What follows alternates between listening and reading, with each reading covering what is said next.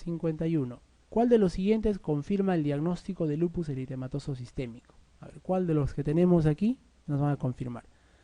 A. Unos anticuerpos antinucleares positivos no nos confirman, ¿no?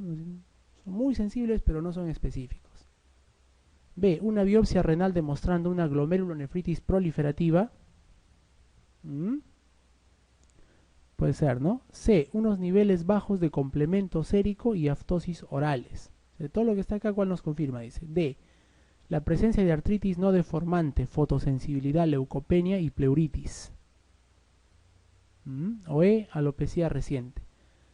Miren, una biopsia renal puede demostrar glomerulonefritis proliferativa, sí, pero esto puede ser en otras enfermedades también.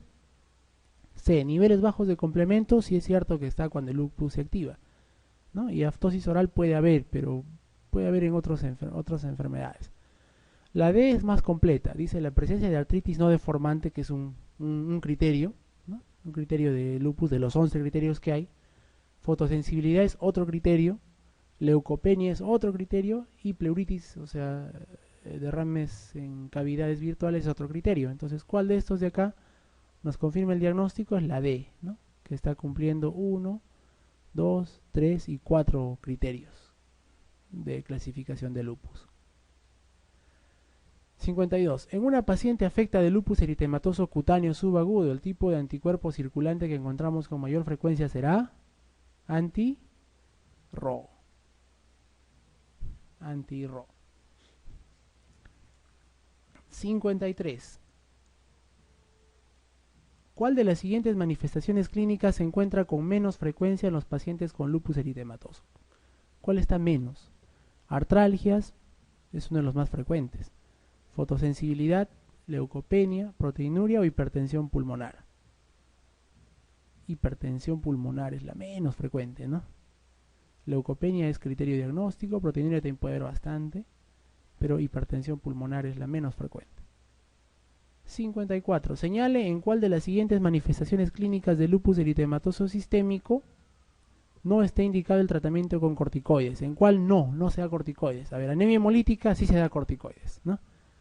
Glomerulonefritis también, en altas dosis. Artritis aislada, no.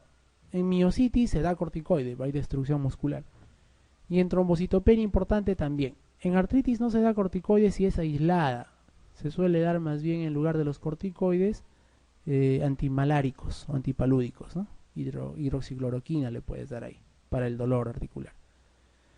55. Enferma de 36 años con antecedente de esplenectomía, porque tuvo trombocitopenia a los 22 años y 4 abortos.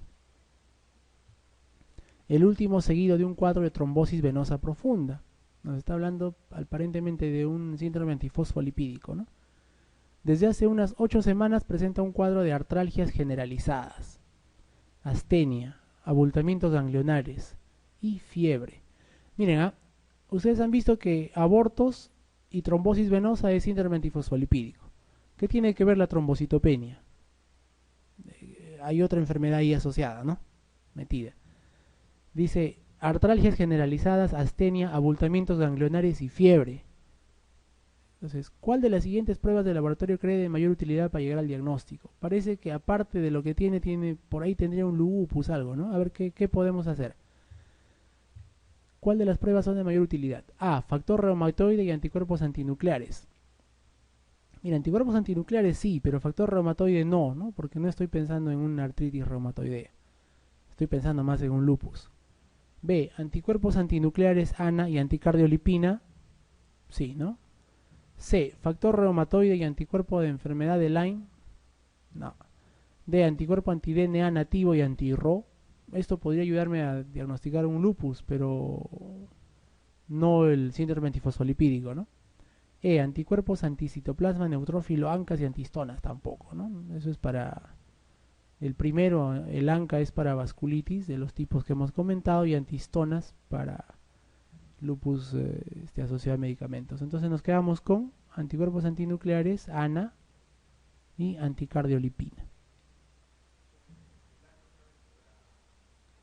Es para empezar. Te sale el ANA positivo, tú sigues avanzando, ¿no? Claro, porque mira, ve, el síndrome antifosfolipídico no tiene por qué cursar con abultamientos ganglionares, con fiebre, artralgias, ¿no? Solo los abortos y la trombosis venosa es suficiente. Lo demás te está señalando otra enfermedad. 56. Señale cuál de las siguientes es la manifestación clínica más frecuente en el lupus eritematoso sistémico. ¿Cuál es la más frecuente? Dijimos hace un rato. Las artralgias son las más frecuentes en lupus eritematoso. 57. Una mujer de 28 años diagnosticada de lupus eritematoso, de LES, tiene un tiempo parcial de tromboplastina prolongado. Ya. El TTP prolongado puede ser una sugerencia de que la paciente tiene anticardiolipina y anticoagulante lúpico presente, y eso es sinónimo de síndrome antifosfolipídico, ¿no? Dice, esta alteración se asocia con frecuencia a hemorragia del sistema nervioso central, vasculitis del sistema nervioso central, trombosis venosa profunda, lupus inducido por fármacos o leucopenia. ¿Cuál cree?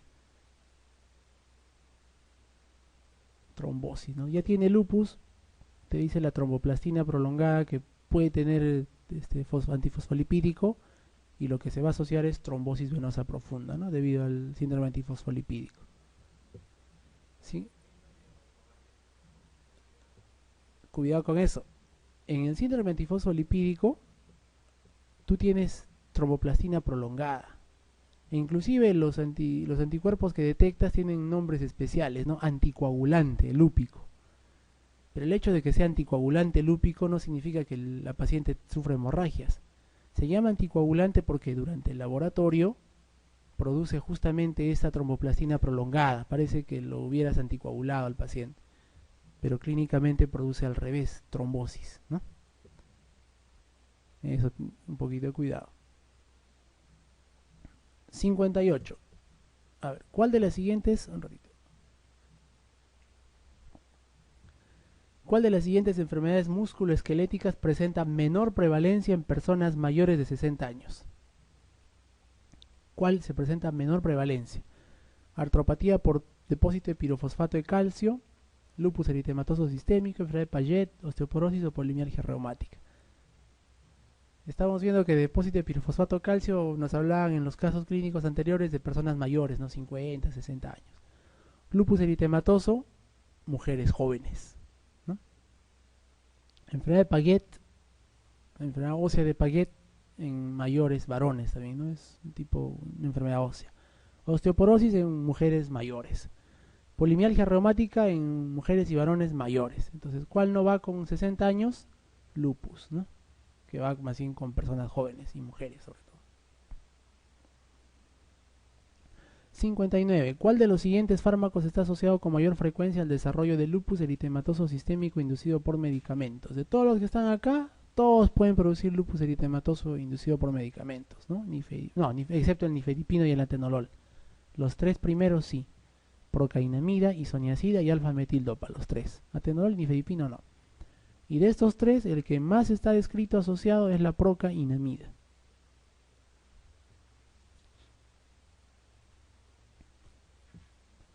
(60) Si una enferma con LES, con lupus eritematoso sistémico diseminado, presenta un infiltrado pulmonar, lo más probable es que se trate de ¿qué? A un paciente con LES le sacas una placa y encuentras un infiltrado. ¿Qué creen que sea lo más probable? A ver, neumonitis intersticial con fibrosis, neumonitis aguda lúpica, edema pulmonar, hemorragias intraalveolares o una infección pulmonar. Lo más frecuente, una neumonía, ¿no? Lo más frecuente es una neumonía. No se dejen engañar, ¿ah? 61. ¿Cuál de las siguientes determinaciones de anticuerpos es, de resultar positiva, más específica de lupus eritematoso sistémico, de los que están aquí? Antinucleares, anti-RNP, anti-SSA, anti-SSB o anti-SMIT, SM. El más específico es el anti-SM, ¿no? 62. ¿Cuál de los siguientes fármacos se considera hoy en día de elección en el tratamiento de la artritis reumatoide? De los que están acá, sales de oro se usaba antes. Metotrexate es de elección, ¿no? De penicilamina, antes se usaba ciclosporina, no se usa. Y corticoides no es de elección. Corticoides se puede usar al inicio a bajas dosis para calmar el dolor, nada más, por un par de semanas, ¿no? El fármaco de elección es el metotrexate, que pertenece a un grupo, a una familia llamada los fármacos modificadores de la enfermedad reumática, ¿no? DMARDs, de drogas modificadoras de la enfermedad reumática. 63. ¿Cuál de los siguientes datos no es considerado como un criterio de artritis reumatoide de la Asociación Americana de Reumatología? Tiene un montón de criterios, ¿no? Rigidez matutina de más de una hora, vimos que sí era, ¿no?, un criterio. Factor reumatoide positivo, puede ser un criterio también. Presencia de HLA-DR4 no es criterio diagnóstico, ¿no? Eso puede estar asociado, pero no es criterio. Nódulos reumatoides sí es criterio, y artritis simétrica también. Entonces la presencia de HLA-DR4 no es criterio diagnóstico. 64. La artritis reumatoide es más frecuente en familiares de personas que la padecen. Ello es debido a una que herencia autosómica dominante. No es autosómica dominante, ¿no? Sino todos los familiares que tienen artritis tendrían artritis, sí o sí. Herencia autosómica recesiva, tampoco. Este no es el tipo dominante ni recesiva. C. Asociación entre susceptibilidad a la enfermedad y determinación de alelos HLA de clase 1, ¿no? HLA son los alelos del complejo mayor de histocompatibilidad, ¿no? D. Asociación entre susceptibilidad a enfermedad y determinados alelos de HLA clase 2. Clase 2 son los que están asociados para que se pueda hablar de que la artritis puede ser más prevalente e incidente entre familiares de pacientes con artritis, ¿no? Entonces la respuesta es la D. 65. ¿Cuál de los siguientes fármacos empleados en el tratamiento de la artritis reumatoide puede producir retinopatía? De los que están ahí, hay uno de ellos que inclusive cuando se tiene que empezar a usar, el paciente tiene que ir a oftalmología primero, ¿no? ¿Para qué? Para que le hagan un fondo de ojo basal, y luego cuando se va dando el tratamiento se le va mandando de nuevo periódicamente para ver si hay afectación. Es la cloroquina y también la hidroxicloroquina, los dos, ¿no? ¿Y cómo se manifiestan? Porque el paciente puede empezar a ver halos de colores tipo arcoíris, y eso es daño ocular, hay que retirarlo y llevarlo al oftalmólogo, ¿no? Para el dolor articular. Igual en lupus, para el dolor articular se puede usar la cloroquina también. 66. Si se introducen sales de oro en el tratamiento de un paciente con artritis reumatoide, cosa que ya es muy rara hoy en día, ¿no?, es preciso realizar con frecuencia uno de los siguientes controles. A. Determinación de la BCG. B. Examen oftalmológico. El oftalmológico tiene que ver con la cloroquina, ¿no? No. C. Determinación del factor reumatoide. Tampoco, no tiene nada que ver el factor reumatoide con la respuesta a tratamiento, ni la evolución, ni nada. D. Hemograma y sedimento urinario. O E. Ecografía renal. ¿Cuál creen? Las sales de oro ya no se usan hoy en día, pero pueden producir o producían en su tiempo leucopenia y trombocitopenia, ¿no? Y también, si ustedes recuerdan lo que hemos visto de riñones, ¿no?, pueden producir síndrome nefrótico. Entonces habría que monitorizar si no hay proteinuria y si no hay baja de leucocitos y plaquetas. Por lo tanto, tendríamos que sacarle hemograma y sedimento urinario, ¿no?, para controlar.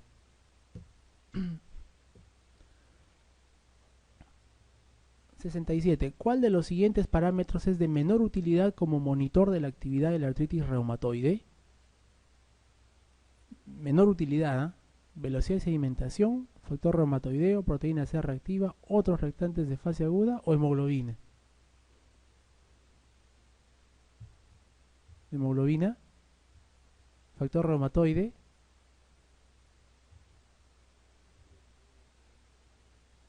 Es el factor reumatoide. El factor reumatoide no se asocia a nada para monitorizar. Sin embargo, sí, cuando tú lo encuentras inicialmente fuertemente elevado, significa que ese paciente tiene pronóstico de poder hacer una artritis más severa, con complicaciones extraarticulares. Pero eso es cuando tú lo encuentras factor reumatoide elevado al inicio en el diagnóstico, o en algún momento se puede asociar a artritis más severa. Pero cuando tú ya le das tratamiento al paciente ya no te interesa el factor reumatoide ya. Sin embargo, todos los reactantes de fase aguda o de inflamación pueden mejorar. La BCG va a mejorar, la proteína C reactiva, las plaquetas, por ejemplo, otros reactantes de fase aguda, pueden ser plaquetas, van a mejorar. Y la hemoglobina va a mejorar porque la anemia de enfermedades crónicas o de enfermedades inflamatorias va a mejorar también, ¿no? 68. La forma de inicio más frecuente en la artritis reumatoide es la afectación. ¿Cómo inicia la artritis reumatoide? En ambas muñecas, principalmente, ¿no? ¿Cuál es la afectación entonces?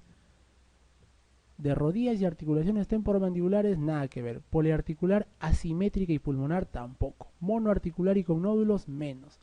De muñecas, preferentemente en forma simétrica, sí, ¿no? De articulaciones interfalángicas distales, no, la distal no se afecta, ¿no? Más bien la distal está respetada en artritis reumatoide. Es la respuesta D. 69. Un paciente diagnosticado de artritis reumatoide de larga evolución presenta un síndrome nefrótico. El sedimento urinario y la función renal son normales, o sea, solamente síndrome nefrótico.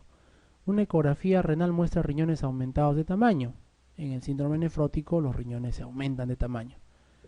¿Qué entidad es la causante de la afección renal con mayor probabilidad? De todos los que hay acá. Una complicación de la artritis reumatoide a nivel renal es la amiloidosis, ¿no? Por depósito de sustancia amiloide tipo AL o secundaria. 70. ¿Cuál de los fármacos citados a continuación se utiliza como modificador de la evolución de la artritis reumatoide o es una droga modificadora de la actividad? Antipalúdicos, de los citados, antipalúdicos, indometacina, naproxeno, glucocorticoides o aspirina. De los que están ahí, los antipalúdicos, ¿no? Porque los demás son AINES y corticoides, ¿no? Esos no son modificadores de nada. Pueden mejorarte el dolor, la inflamación, pero no modifican la enfermedad, no modifican el avance de la enfermedad. Los antipalúdicos sí, el metotrexate sí, la neflunomida también.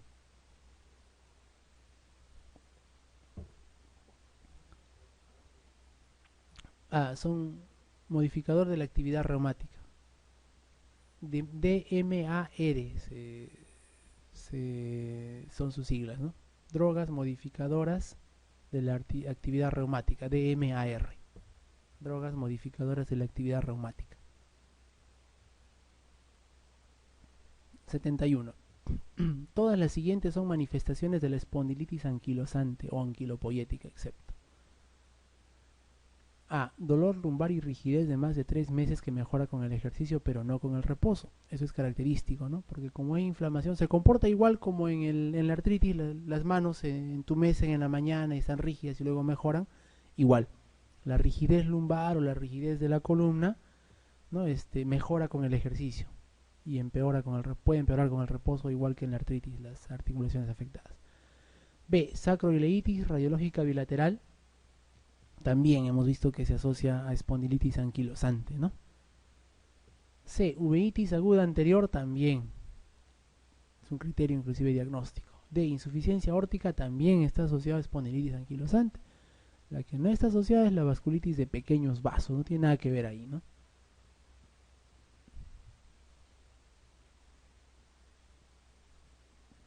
Un joven de 21 años, más o menos de mi edad, viene a la consulta porque tiene desde hace 4 o 5 meses, dice, un dolor constante en la región lumbosacra, que es peor en las primeras horas del día y mejora con la actividad. Ya ese dato es de espondilitis anquilosante, ¿no? Recuerda que 2 años antes tuvo un episodio de inflamación en rodilla que se resolvió completamente, o sea, una artritis reactiva, ¿no? Que también es característico de la espondilitis anquilosante o de las artritis reactivas. También se queja de dolor en la caja torácica con los movimientos respiratorios. También es típico, ¿no? El examen físico demuestra la ausencia de la movilidad de la columna lumbar. O sea, es una columna fija. ¿Cuál de los siguientes test nos ayudaría a confirmar el diagnóstico del paciente? A. TAC de columna lumbar. B. Radiografías de las articulaciones sacroiliacas. C. Niveles de antiestreptolicina O. No tiene nada que ver. de la radiografía de tórax tampoco, y E, los niveles de la proteína C reactiva y velocidad de sedimentación. ¿Cuál nos ayuda a confirmar el diagnóstico de espondilitis anquilosante?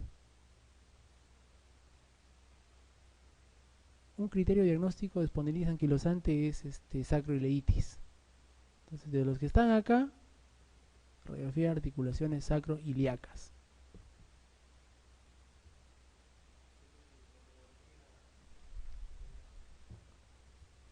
No, porque la clínica manda acá, o sea, si tú sospechas de espondilitis anquilosante, tienes esa clínica de que en la mañana está rígido, adolorido y con el movimiento función mejora. Segundo, tienes la rigidez, ¿no? Tercero, le puedes hacer test de Schober, ¿no? O sea, parado le mides de un punto a otro, luego tienes que se agache lo más que pueda y mides cuánto ha aumentado, ¿no? Esa distancia. Entonces ahí tienes el diagnóstico ya, ¿no? Y solo te faltaría ver si tiene sacroileitis, uveitis anterior, ¿no? Un examen oftalmoscópico también. La sacroileitis es común no solo se presenta en la espondilitis anquilosante, sino en los tres tipos de espondiloartropatías seronegativas, ¿no? Espondilitis anquilosante, artritis reactiva y artritis psoriásica. Son los tres grupos de espondilopatía seronegativa. 73. Hombre de 30 años que presenta un cuadro clínico de 10 meses de evolución consistente en dolor lumbar continuo que le despierta por la noche y que se acompaña de rigidez matutina de 3 horas de duración. Esto ya pues, clásico, ¿no? ¿Cuál será el tratamiento de primera elección? Aquí te están preguntando, una espondilitis anquilosante, ¿cuál es tu tratamiento de primera elección?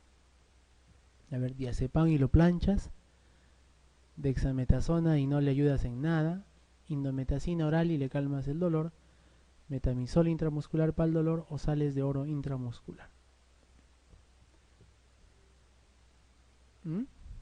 Indometacina. En todos los en los tres tipos de espondiloartropatía seronegativa, el tratamiento de elección son los AINES. Son los AINES. Ahí no entra corticoides, no entra inmunosupresores, nada. Elección AINES. 74. Hombre de 25 años que 10 días después de acudir a una despedida de soltero, así más o menos como el doctor que ha venido de una despedida, se va a una despedida de soltero, ¿no? De un bautizo, de un matrimonio, ¿no? Comienza con inflamación de rodilla derecha, miren, 10 días después se le inflama la rodilla derecha y de ambos tobillos. No es que estaba rodeada, ni tampoco es que hayas cargado peso, no. Es que has hecho cosas y tienes una artritis reactiva, ¿no? Conjuntivitis bilateral, mira, conjuntivitis bilateral, aftas orales y erosiones superficiales no dolorosas en el glande. Uy, uy, uy. ¿Cuál sería el diagnóstico más probable? Es una enfermedad reactiva, pero tiene un nombre propio. Enfermedad de Reiter, ¿no? Reiter. Con úlcera genital, oligoartritis e inclusive sacroileitis, ya, enfermedad de Reiter. Entonces al doctor lo vamos a bautizar como Reiter. A cualquiera de ellos puede ser. 75. ¿Cuál de las siguientes es la forma de artritis psoriásica más frecuente? La psoriásica, ¿cuál es la más frecuente?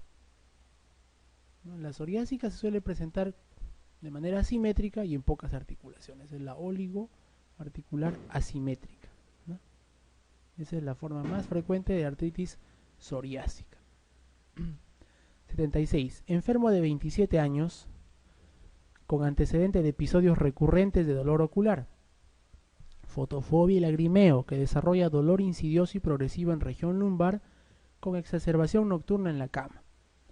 Ese dolor ocular, fotofobia, puede ser una uveitis anterior, ¿no? Datos relevantes de la exploración física, dice, test de Schober positivo, ese test que les dije que se hace agachar al paciente hacia adelante, ¿no? Y soplo de regurgitación aórtica, o sea, insuficiencia aórtica, grado 2 a 3 de 6. Radiografía de tórax sugiere retracción fibrosa apical derecha.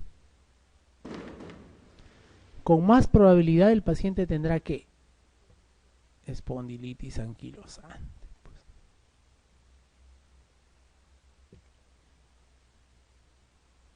77. ¿En cuál de los siguientes cuadros intestinales no aparece la artritis como una manifestación extraintestinal?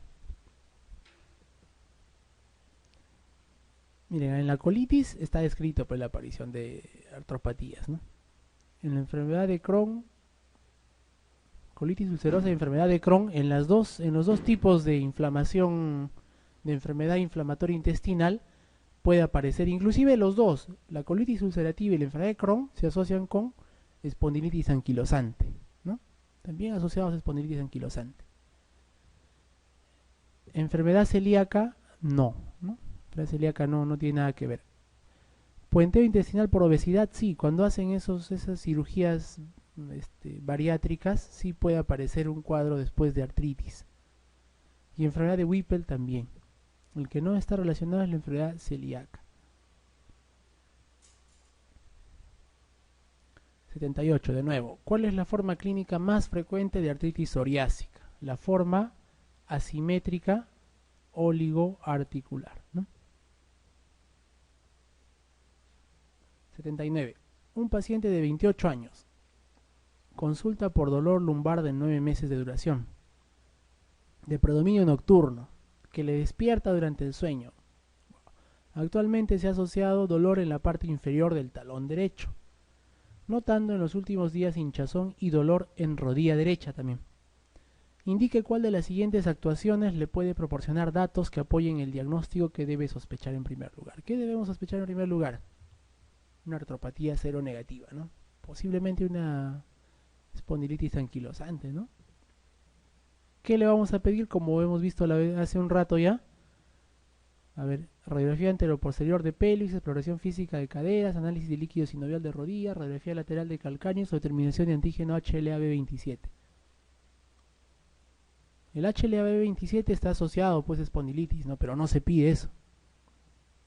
Se pide una radiografía anteroposterior de pelvis.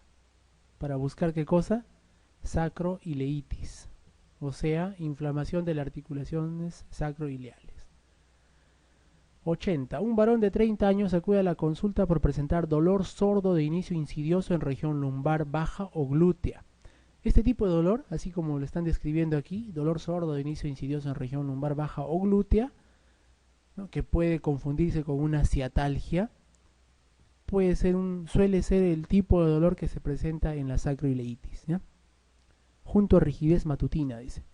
¿Cuál de los siguientes procesos es más probable que padezca? De los que están acá: espondilitis anquilosante o anquilopoyética, artritis reumatoide, síndrome ciático, espondiloartrosis o hernia discal. ¿Qué es espondiloartrosis? Es artrosis de la columna, ¿no? Hernia discal no, síndrome ciático tampoco, es espondilitis anquilopoyética o espondilitis anquilosante. Ahí te está diciendo cómo se despierta. Y tiene también clínica de sacroileitis. 81. ¿Cuál de los siguientes microorganismos causantes de gastroenteritis no está relacionado con la aparición de artritis reactiva? Así como la artritis reactiva aparece con enfermedades de transmisión sexual, también puede aparecer con diarreas, ¿no? Causadas por Shigella, Salmonella, Yersinia y Campylobacter. Pero el que acá no está asociado es Escherichia coli, ¿no? Ese no está asociado a la aparición de artritis reactiva. Todos los demás sí. 82. Entre la espondilitis anquilosante y el antígeno de histocompatibilidad HLA-B27 existe una fuerte asociación, eso es cierto, ¿no? ¿Cuál de las afirmaciones siguientes es correcta? A. La mitad de las personas HLA-B27 positivas tienen sacroilitis o espondilitis. B. Las personas de raza negra o de origen asiático tienen una mayor prevalencia de espondilitis anquilosante y de antígeno HLA-B27. No. Alrededor de un 10% de los casos de espondilitis anquilosante no se asocia a antígeno HLA-B27. Lo tienes al revés, alrededor del 10% sí se asocia, ¿no? D. La tasa de concordancia en gemelos idénticos es casi del 100%. No. E. En una persona con dolor lumbosacro, la positividad del antígeno HLA-B27 confirma el diagnóstico de espondilitis anquilosante. No. La respuesta correcta es la A. De las personas que tienen HLA-B27 positivas, ¿no? la mitad de ellas tienen sacroileitis o espondilitis. Sin embargo, no todos los que tienen espondilitis tienen HLA-B27, ¿no? O sea, la asociación es en un lado, pero no hacia el otro. 83. La artritis psoriásica